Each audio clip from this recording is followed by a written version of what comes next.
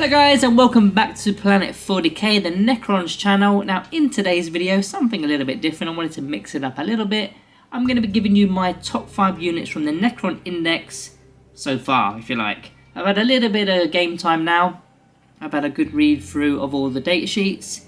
And I'm not giving ratings on the units, but I just wanted to give you my current top 5. And I want to see if you agree with me, or if you've got a different units in your top 5, let me know down in the comments below. We can have a little chat about it. But yeah, so far, this is my top 5. And there's a couple of honourable mentions as well in this list. So, let's break into number 5. So number 5, I've gone with the Transcendent Catan Shard. Now, I got quite a lot of things right pre-index. This was one of those things that I didn't get right, unfortunately. I predicted that all the Catan Shards would kind of stink. But now he's pretty good, isn't he? I mean, it's not an epic hero. You can stick enhancements on him. Halves the damage. But what I quite like most about the Transcendent Catan is the transdimensional displacement ability. When you advance, you literally just zip around the board as if you were deep striking, but you're not coming off the battlefield. Well, you are coming off the battlefield technically, but you're not having to wait an entire turn, or you're not doing it in your opponent's phase. You're just doing it in your own phase, in fact. And you can catch out a lot of players, whether it, even for objectives. I know the Transcendent Catan isn't really about scoring and stuff like that, but if there's a huge gap in enemy backlines, why not just throw him in the back there and just cause a massive fuss in enemy backlines? Your opponent's got to deal with it, because once he starts getting into melee, that's it. It's trouble, isn't it? And I mean, I wish I took it in my last game, because my enemy backlines were so open and I had absolutely nothing to get there, and I was just wishing I had the Transcendent Catan in that list. It was only a 1,000 point game, and in Incursion the map size is actually bigger. I don't know if you guys have noticed that. The map size is actually the same size as the Strike Force game now, so there's a lot more space in the smaller games. And also, going back to those enhancements, I quite like the fact that there is a 4+ Feel No Pain enhancement, which I think is crazy good for a model like a Transcendent Catan. So that is my number 5. Let's get on to my number 4. So number 4, didn't really use this one much in 9th edition, but it is the Plasmancer, one of our Cryptek models. Not so much for the Living Lightning ability. I think that's okay. Doing mortal wounds in the shooting phase, yeah, that's okay, especially against large units. But what I really like is the Harbinger of Destruction ability. When he's leading a unit, so it could go into, I believe it was Warriors, Immortals and Lychguard if I'm not mistaken. In that unit, any unmodified hit rolls of a 5 will cause a critical hit, so effectively will turn into a 6. Now if you put this guy in a 20-man warrior blob, and they've got lethal hits, so if they get a critical hit, it's a lethal hit, it automatically wounds. If you've got 40 shots, that's strength 5, and 5s are auto wounding, I think that's crazy good. The numbers are there. It doesn't matter what the toughness is. It could be a toughness 14, it could be monsters, anything. It doesn't matter. If you're automatically wounding, you're literally just bypassing their toughness, which I think is incredibly good, incredibly strong, and the Plasmancer is definitely making a comeback this edition. As for number 3, I've gone with the Lychguard. Now in 9th edition, I tended to use Lychguard with the Swords and Shields. That was the meta. +1 to this armor saving throw, and then you got the invuln save as well, and the hyperphase swords were pretty decent. Now there's a way of kind of combining the abilities. So what you do is you set your war scythes, which are now strength 8 -3 AP and 2 damage. So they previously were actually strength 7 and now strength 8.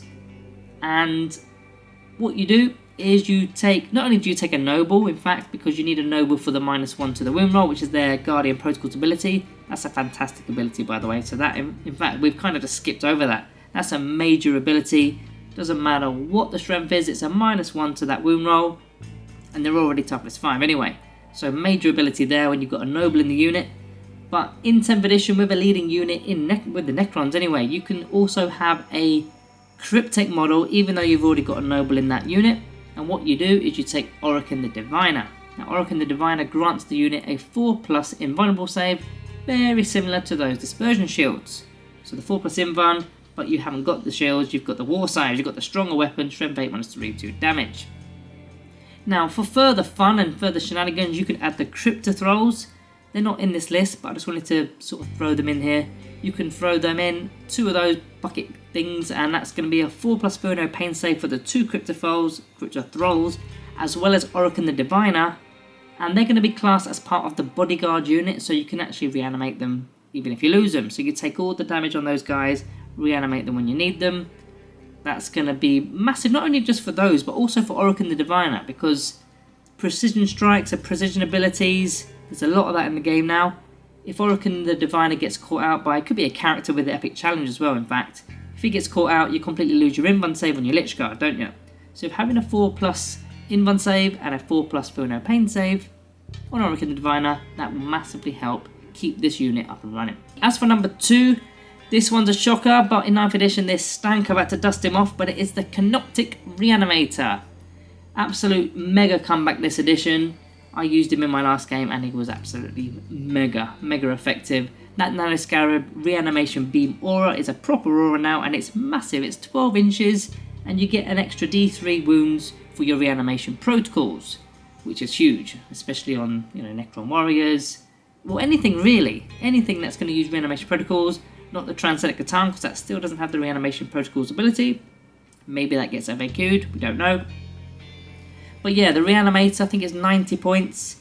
Not only is it reanimate, not only are you getting D3 more, but the fact that you can do that, it kind of puts your opponent off from firing or getting into, you know, charging certain units, because they know they're not going to finish the unit, and this thing's going to assist with bringing all the models back, so they don't even bother, which I think is, it's not really what reanimation protocols is meant to be. It's not meant to be a deterrent, but that's the way it is, right? That's the way the smart Necron players are going to use that to their advantage. Honourable mentions next before we get on to our number 1. The honourable mention, well, the first one, I've got the Necron Overlord. The standard Necron Overlord with the Mild Be Done ability. That is a huge ability this edition. When you're leading a unit, you can use a stratagem for free, even if you've already used it in that phase. That could be a CP reroll, it could be the Overwatch stratagem, Vengeful Star stratagem. There's lots of different kind of stratagems that you could probably use, and it's free. Now CP this edition is very thin. You don't get many, we don't start with any, and yeah, it's hard to get CP and you're spending it quite often, so having something that can give you a stratagem for completely free every single turn or every single battle round is brilliant, absolutely brilliant, and you're definitely going to be using it. The other honourable mention is for Orokin the Divine. I had a little bit of a mention in the Lychguard section of this video, giving that 4+ invulnerable save to a unit that he is leading. Again, there's not many units that they can lead, but there are still important ones. Again, the Necron Warriors, Lychguard, Immortals, they're the ones that it's going to be leading, but the Lychguard are really good for that. So yeah, that's a decent one. And my number 1 pick of the day, this one may be controversial.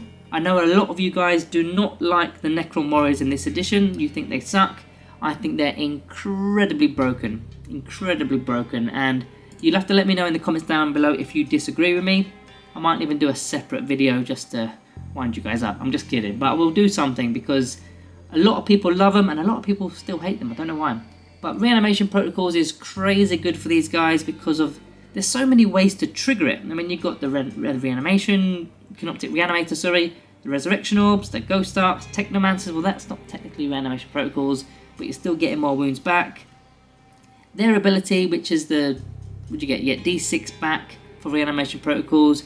If they're on an objective, it's D3 plus 3. It all just starts to stack up and stack up and stack up. I mean, that's all just defensively. Offensively, we spoke about the Plasmancer with the critical hits. You've got the free stratagems with the Overlords. You could be using the Vengeful Stars, Overwatch. And I mean, in fact, I had a game only yesterday. It was only a 1,000 point game. I had 20 Necron Warriors, Orokin the Diviner, and a Necron Overlord.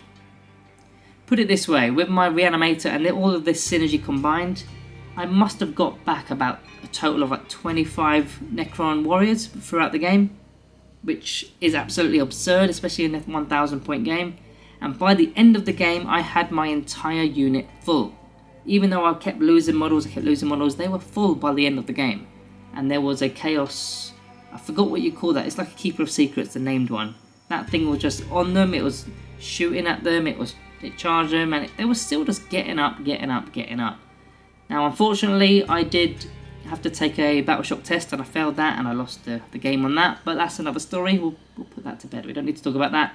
But yeah, my number 1 pick is the Necron Warriors. So yeah, that is my top 5 at this moment in time, 19th of June. Things may all change, of course, when they actually bring out the the mission packs and all that kind of stuff, maybe everything changes, but at this very moment in time, that is my top 5. Let me know yours in the comments down below.